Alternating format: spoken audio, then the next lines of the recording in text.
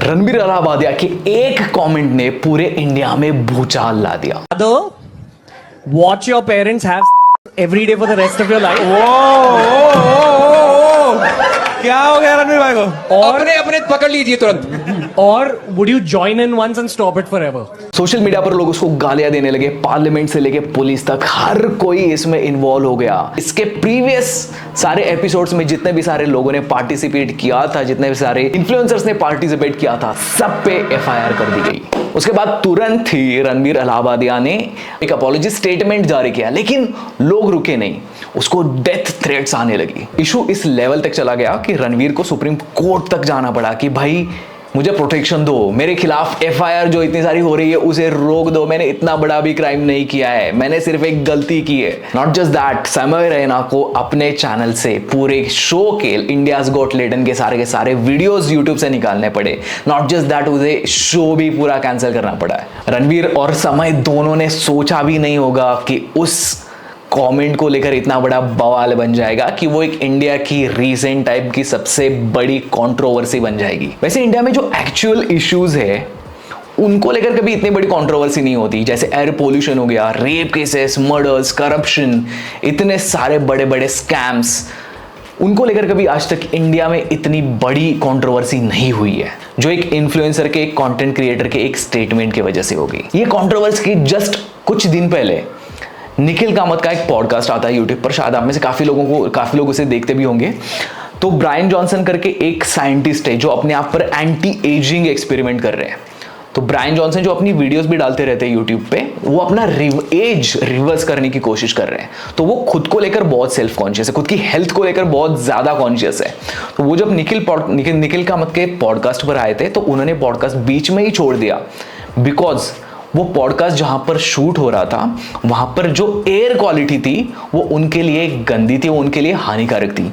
और ये पॉडकास्ट मुंबई में एक 5 स्टार होटल के रूम में शूट हो रहा था, और ऊपर से बंदे ने रूम में एयर प्यूरिफायर लगा के रखा था, और फिर भी एयर क्वालिटी वहां की थी जो उसके लिए वो सही नहीं थी। तो उसने बीच में ही पॉडकास्ट छोड़ के वो इंसान चला गया वहां से। और एयर पोल्यूशन मॉरलिटी से बहुत ज्यादा बड़ा इशू है, बट उस इशू के बारे में किसी ने बात भी नहीं की। हार्डली कोई न्यूज हुई सोशल मीडिया पर, या फिर हार्डली किसी न्यूज चैनल ने उसे दिखाया होगा, क्योंकि एयर पोल्यूशन सीधा आपके इम्यूनिटी पे अटैक करता है, आपकी हेल्थ पे अटैक करता है। इनफैक्ट जो सारे लोग रणवीर को गालियां दे रहे हैं उन्हें शायद रणवीर की हिस्ट्री भी पता है, क्योंकि रणवीर एक बहुत ही फेमस पॉडकास्टर है, एक फेमस पॉडकास्ट चलाते हैं इंडिया का, यो हनी सिंह।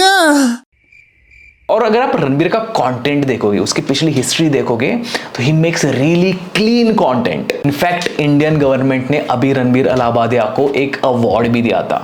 सो क्या एक गलत कमेंट इंसान को इतना बुरा बना देता है कि मतलब आप उसने पीछे किए हुए सारे काम ही, उसका पिछला पूरा कंटेंट ही भूल जाओ? आई मीन लोग तो वैसे ही रिएक्ट कर रहे हैं। But I don't want to go into what's right and what's wrong, वो मेरा पॉइंट ही नहीं है। But the main question is ये सब हुआ क्यों?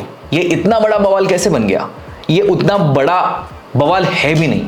सो व्हाट आर द फैक्टर्स की जो इतनी बड़ी कंट्रोवर्सी बन गई? And the main reason it's not just Ranveer, it's India's got talent का entire show.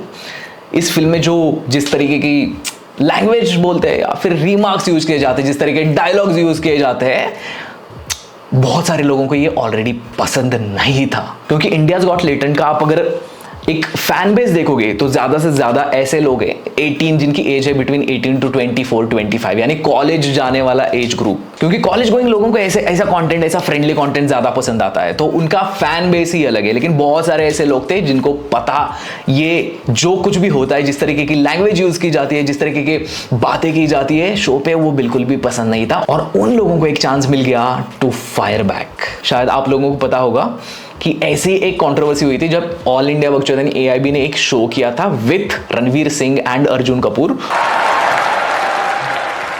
That's my position, Ranveer.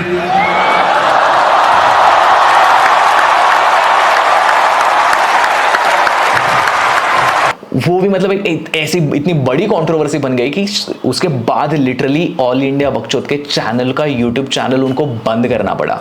In fact उसके बाद तन्मय भट्ट कुछ सालों के लिए, कुछ दिनों के लिए डिप्रेशन में गए थे। Ranveer got carried away in order to crack a joke. उसने जो भाई जोक किया है ना, उसने जो कमेंट की थी बहुत ही ज्यादा बद्दी थी। भाई तो किसी और चीज पे कर लेता है यार कमेंट। और ये जोक उनका ओरिजिनल था भी नहीं, ये जोक रणवीर ने एक ऑस्ट्रेलियन कॉमेडी शो से कॉपी किया हुआ था। So what's next? ये अभी ऑलरेडी इतनी बड़ी कंट्रोवर्सी बन चुकी है। India's got latent show already cancel हो चुका है। रणवीर अपने यूट्यूब चैनल पर कोई कंटेंट नहीं डाल रहा है। तो व्हाट्स नेक्स्ट? इसका इफेक्ट क्या होगा आगे जाके? इस शो की वजह से क्या क्या चेंजेस आने वाले हैं Indian influencer, YouTuber, creator economy में? तो the first is strict content regulations. हमारे यहाँ पे इंडिया में सिर्फ थिएटर में जो फिल्में रिलीज होती है उसके लिए कुछ रेगुलेशंस है। बाकी सोशल मीडिया पर हो गया, ओटीटी प्लेटफॉर्म्स पर हो गया, ये यहाँ पे जो कंटेंट रिलीज होता है उनके लिए कोई रेगुलेशंस है नहीं। तो पहले सोशल चैनल्स जो है इन पे कुछ रेगुलेशंस डेफिनेटली आने वाले हैं। कुछ चीजें कहना, कुछ चीजें बोलना, कुछ चीजें करना, कुछ चीजें दिखाना, बहुत सारी चीजों में रेस्ट्रिक्शन आने वाला है। Second thing, India's got latent. क्या ये शो वापस आएगा? भाई कोई जा रहा हो तो भाई उंगली कर देते हो। भाई छोड़ दे भाई, माइक साफ करो। अभी बाहर बंदे खड़े हुए थे भाई। अरे भाई सॉरी टू से but I don't think so, क्योंकि इसमें गवर्नमेंट इन्वॉल्व हो चुके हैं, इसमें पुलिस इन्वॉल्व हो चुके हैं, इसमें कोर्ट इन्वॉल्व हो चुका है, सुप्रीम कोर्ट इन्वॉल्व हो चुका है, काफी सारी एजेंसीज भी इन्वॉल्व हो चुकी है। हो सकता है आगे जाके कुछ रेगुलेशंस के साथ किसी और चैनल पर आ जाए, बट मुझे नहीं लगता ये शो वापस आएगा। I hope I am wrong, but ये अभी तो बहुत ज्यादा डिफिकल्ट लग रहा है। नंबर 3, डैमेज टू समय रैना एंड रणवीर अलाहाबादियाज करियर। ये ऑलरेडी स्टार्ट हो चुका है। काफी सारे कंपनीज, काफी सारे ब्रांड्स ने उनके साथ जो डील्स करी थी वो ऑलरेडी कैंसिल की है, क्योंकि अभी इतनी बड़ी कंट्रोवर्सी होने के बाद कोई कंपनी अपने आप को उस कंट्रोवर्सी के आसपास नहीं रखना चाहेगी। मैं ना यार एक पॉडकास्ट में जाने वाला था अभी, जो beer biceps, and we cancel that.